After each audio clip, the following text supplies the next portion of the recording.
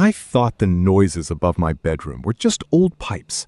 Every night, around 2 a.m., I'd hear slow footsteps crossing the attic. The house was over 80 years old, so I ignored it. Until one morning, I found a dusty envelope sitting outside my bedroom door. Inside were 5 printed photographs. Every single one showed me asleep in my bed. They weren't taken through the window. They were taken from inside my room. I called the police immediately. They searched the house, including the attic. Nothing. No footprints.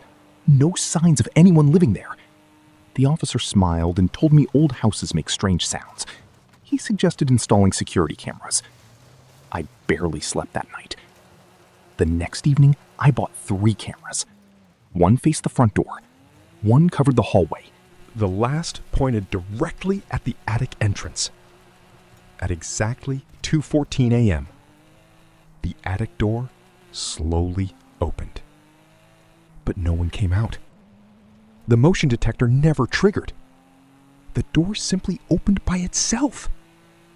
The next morning, the camera recording was corrupted. Only that camera. The other 2 worked perfectly.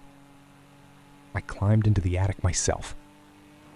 At first, nothing. Just insulation and old boxes. Then I noticed something strange. One section of the floor sounded hollow. I pulled away a piece of plywood. Underneath was a tiny crawl space. Inside, a sleeping bag, empty food cans, water bottles, and dozens of photographs. Not just me. Every family who had lived in the house for years. Children, parents, grandparents, hundreds of pictures, each labeled with dates. The newest one was taken 2 nights earlier. Behind the photographs was a notebook. Every page listed people's routines. When they leave, when they sleep, when they're alone. The final page wasn't finished.